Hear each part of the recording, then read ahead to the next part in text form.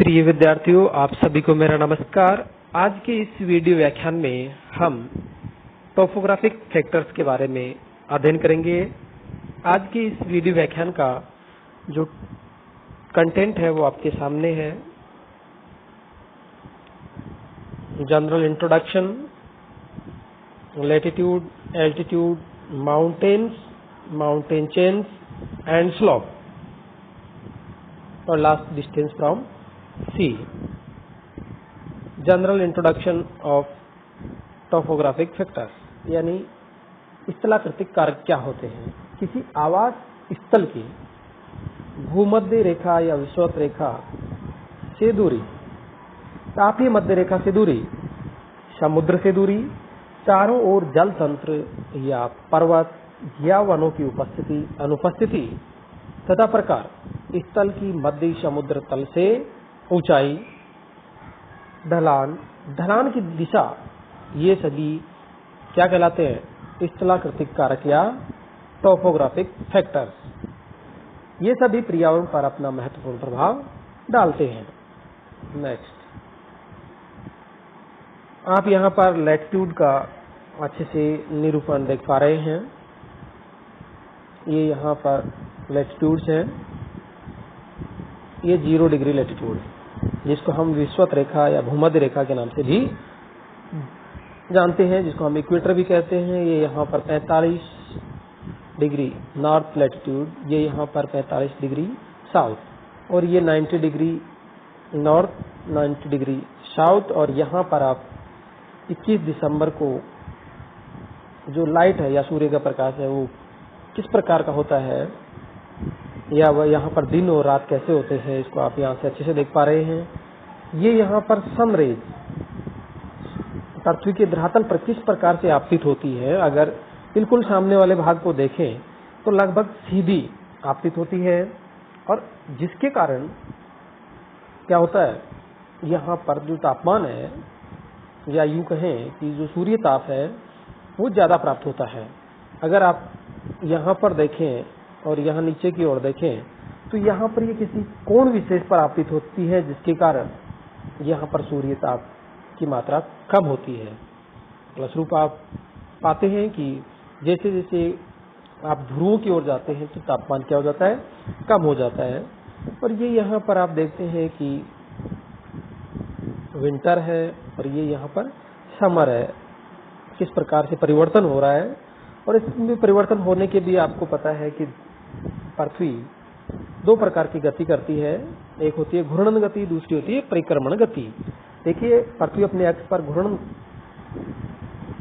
करने के अलावा सूर्य की चारों ओर परिक्रमण भी करती है, परंतु घूर्णन करती जो पृथ्वी की धुरी है वो परिक्रमण की धुरी के समानांतर न होकर 23 डिग्री झुकी हुई है। आप यहाँ से आप देख पाते हैं कि ये इस ओर झुकी हुई है। इस झुकाव के पृथ्वी से देखने पर सूर्य दैनिक पूर्व से पश्चिम की गति के अतिरिक्त, यानी पूर्व से पश्चिम की गति के अतिरिक्त एक और गति प्रदर्शित करता है, जिसको हम सूर्य क्रांति या डिक्लाइनेशन कहते हैं। और इस कारण पृथ्वी किसी भी स्थान से देखने पर उत्तर या दक्षिण की ओर खिसकती हुई या खिसकता हुआ प्रतीत होता है। 21 या 22 जून के समय ये अधिकतम उत्तर की ओर होता है, जबकि 22 या 23 दिसंबर को ये अधिकतम 239 दक्षिण की ओर होता है।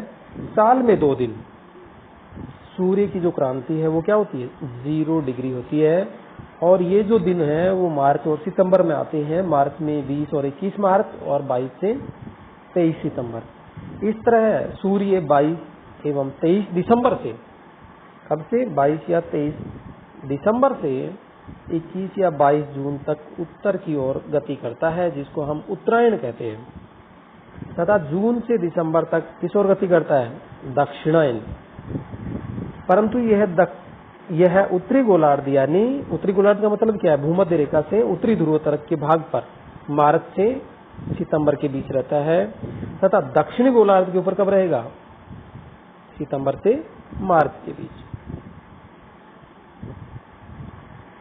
ये यहाँ पर आप एल्टीट्यूड का निरूपण देख पा रहे हैं कि किस प्रकार से एल्टीट्यूड है। देखिए यहाँ पर 1000 मीटर पर टेम्परेचर देख रहे हैं आप 23.5 डिग्री सेल्सियस। यहाँ 2000 मीटर पर आप देख रहे हैं 17 डिग्री सेल्सियस, और ये यहाँ पर आप देख रहे हैं 3000 मीटर पर लगभग 10.5 डिग्री सेल्सियस। यानी जैसे जैसे आप ऊपर की ओर जा रहे हैं टेम्परेचर क्या हो रहा है, डिक्रीज हो रहा है। As we go from surface of the earth to higher elevations, atmospheric temperature क्या हो जाता है, जो वातावरणीय तापमान है वो क्या हो जाता है, डिक्रीज हो जाता है। और ये डिक्रीज होने की जो दर है वो लैप्स रेट जो है वो -1 डिग्री सेल्सियस पर 165 मीटर हाइट, यानी 165 जैसे हम ऊपर जाते हैं तो तापमान कितना कम हो जाता है, -1। Atmosphere gate heated from below. Next, ये यहाँ पर आप देख पा रहे हैं कि माउंटेन चेन्स एंड स्लॉप। देखिए ये यहाँ पर आपका एक पर्वत श्रृंखला है। ये यहाँ पर वृष्टि छाया क्षेत्र है, यानी वर्षा नहीं होती है। ये यहाँ पर वर्षा हो रही है, आप देख रहे हैं। ये यहाँ का वनस्पति जात और यहाँ का ये वनस्पति जात, दोनों में अंतर देख पा रहे हैं। ये यहाँ पर वार्म ओशन है। जैसे ही वार्म ओशन को आप यहाँ देखते हैं तो क्या होगा, यहाँ पर वाष्पन की क्रिया होगी, तो ये ऊपर की ओर वाष्प जल है, वाष्प बनकर ये ऊपर उठता है। और जैसे ये यहाँ से पवन आ रही है, यहाँ पर्वत से टकराती है तो पवन क्या हो जाती है, ऊपर की ओर उठ जाती है। जैसे ही ऊपर उठेगी तो क्या होगा, यहाँ पर टेम्परेचर क्या होगा, कम होगा, जिसके कारण ये क्या होती है, नम हवाओं से जब टकराते हैं तो क्या हो जाता है, जब नम हवाओं के कारण यहाँ पर जो बादल बनते हैं उससे इस क्षेत्र में वर्षा होती है और इस पीछे वाले क्षेत्र में वर्षा नहीं होती है।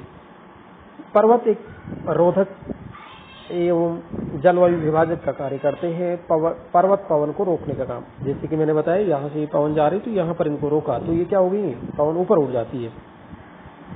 मार्ग में पर्वत या पर्वत श्रृंखला मिलती है तो पवन इनसे टकराकर ऊपर उठती है। ऊपर उठने पर ही क्या हो जाती है, ठंडी हो जाती है। क्यों, क्योंकि ऊपर की ओर तापमान कम है।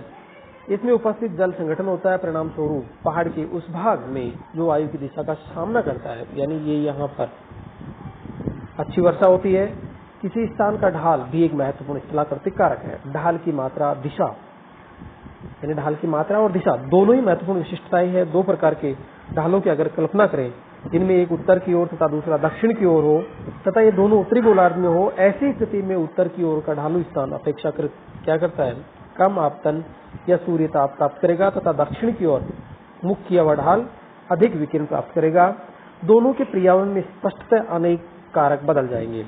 यह अंतर ढाल की दिशा, ढाल की मात्रा, जिसे डिग्री में नापा जाता है, पर निर्भर करता है। मोटे तौर पर यह कहा जा सकता है कि उत्तरी गोलार्ध के उत्तर की ओर झुके ढाल की मात्रा 1 डिग्री होने पर इस स्थान में मौसम किस प्रकार का होगा, मौसम वैसा होगा जैसा कि यहाँ से 113 किलोमीटर उत्तर की ओर सपाट के मैदान का होता है। नेक्स्ट, डिस्टेंस फ्रॉम सी, यहाँ पर आप देख पा रहे हैं कि समुद्र से दूरी। सी exerts a moderating influence on climate. If the place is located away from the sea, then the moderating influence of the sea decreases. यानी जितनी ज़्यादा अधिक दूरी होगी जो moderating इफेक्ट है वो इतना कम हो जाएगा।